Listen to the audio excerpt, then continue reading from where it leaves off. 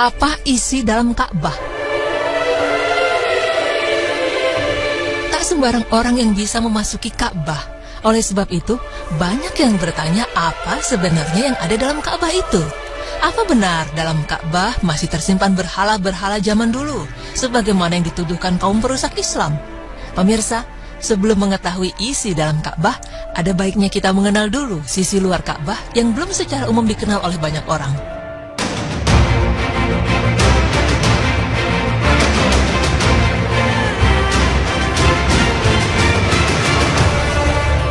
Pintu Ka'bah setinggi 2 meter dari lantai, naik dengan menggunakan tangga seperti tangga mimbar.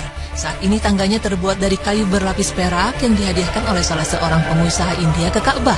Tangga tersebut tidak diletakkan di dekat Ka'bah, kecuali jika pintu itu akan dibuka untuk kunjungan dalam momen-momen tertentu tidak lebih dari 15 kali setahun. Lalu ada juga pancuran yang muncul dari atas atap di bagian tengah dinding rukun utara dan rukun barat.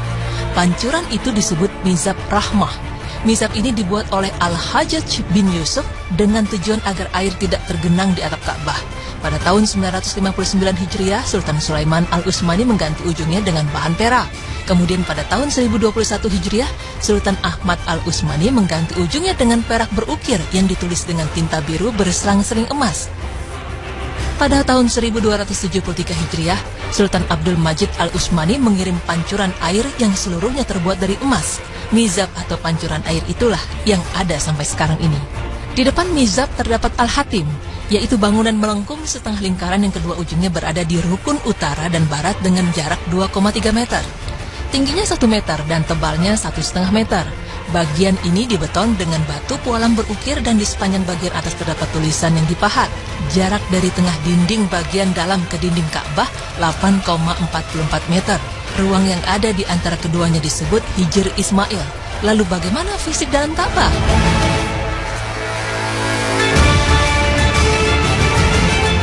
Pemirsa beriman, sebagaimana yang diperlihatkan dokumenter Kerajaan Arab Saudi, isi dalam Ka'bah hanya berupa ruangan kosong.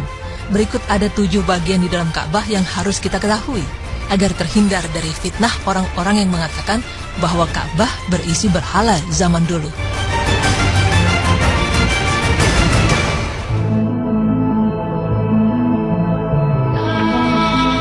Bagian pertama adalah salah satu rukun atau sisi Ka'bah Al-Musyarrafah. Tampak di bagian atas terdapat bagian kain kiswah yang dipergunakan khusus untuk melapisi bagian tersebut. Bagian kedua, terdapat lemari di dalam Ka'bah. Posisi lemari ini tepat berada di depan pintu Ka'bah. Jika dilihat dari bagian dalam, di atasnya biasa diletakkan alat pewangi dari asap kayu gaharu yang khusus untuk mengharumi ruangan Ka'bah. Biasanya hal ini dilakukan setelah prosesi pencucian Ka'bah. Di dalam lemari ini juga tersimpan semacam kapur pewangi yang beraroma mawar untuk membaluri dinding Ka'bah agar tetap wangi. Hal itu juga dilakukan setelah dinding-dinding Ka'bah dibersihkan dengan air zam-zam yang dicampuri dengan air mawar. Bagian ketiga ini adalah tempat sholat Rasulullah SAW ketika beliau memasuki Ka'bah. Raja-raja, gubernur-gubernur Mekah Al-Mukarramah atau tamu kerajaan selalu sholat di tempat ini sebelum memulai prosesi pencucian Ka'bah. Mungkin setelahnya kita berharap bisa menjadi orang-orang yang bisa ikut sholat di tempat ini. Bagian keempat merupakan bagian kecil di dinding Ka'bah berupa batu tertentu. Posisinya menghadap tempat sholat tadi. Pada batu tersebut tertulis kalimat La ilaha illallah Muhammad Rasulullah.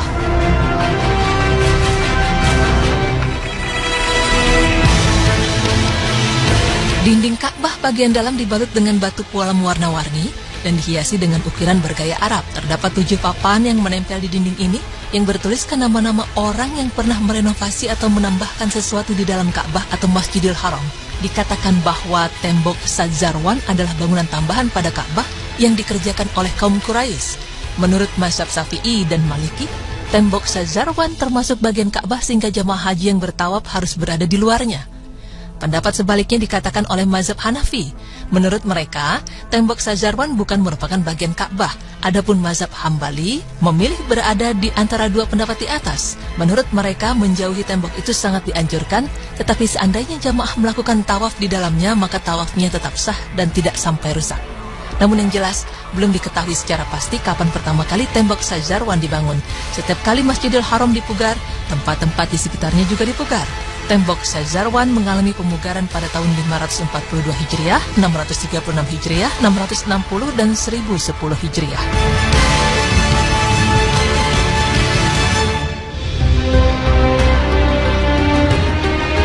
Bagian kelima adalah atap dalam Ka'bah yang penuh dengan ukiran-ukiran mengagumkan. Selain itu, atap tersebut juga dihiasi dengan lampu-lampu indah yang terbuat dari emas murni dan dari perhiasan-perhiasan indah lainnya. Sedangkan lantai Ka'bah dibuat dari batu pualam putih. Bagian keenam, ada sebuah pintu yang terdapat di dalam Ka'bah. Pintu ini bukanlah pintu utama Ka'bah. Pintu ini dinamakan pintu Taubat. Di dalam pintu tersebut terdapat tangga menuju ke atap Ka'bah. Bagian ketujuh adalah 3 pilar dari kayu gaharu terbaik. Panjang satu pilar sekitar 1/4 meter atau setengah meter berwarna campuran antara merah dan kuning. Ketiga pilar ini berjajar lurus dari utara ke selatan. Pada awal abad ini, tahun 2000-an, bagian bawah ketiga pilar retak yang kemudian diperbaiki dengan diberi kayu melingkar di sekelilingnya. Ketiga pilar ini dibuat atas inisiatif Abdullah bin Al-Zubair 3 abad yang lalu. Meski demikian, ketiganya masih tetap kokoh hingga saat ini. Tiang ini terbuat dari kayu yang terbaik dan disepuh dengan emas murni. Bagian atasnya terlihat kain kiswah, bagian dalam yang berwarna hijau. Tampak juga ada lampu-lampu kecil, tempat pengasapan kayu gaharu, dan wadah-wadah. Benda-benda tersebut adalah hadiah pemberian dari para khalifah, para sultan, para amir, dan para raja sepanjang sejarah Islam untuk Ka'bah yang mulia. Pemirsa beriman, terbukti sudah bahwa isi dalam Ka'bah tidak seperti yang dituduhkan oleh kaum perusak Islam. Adapun Ka'bah hanya sebagai simbol atau tanda agar kita sholat menghadap kepadanya, sehingga ketika beribadah kita serempak hanya menuju ke satu arah saja. Jadi ini bukanlah berarti kita menyembah Ka'bah, sebab kita tetap menyembah Allah, hanya saja menghadap ke arah kiblat, yaitu Ka'bah.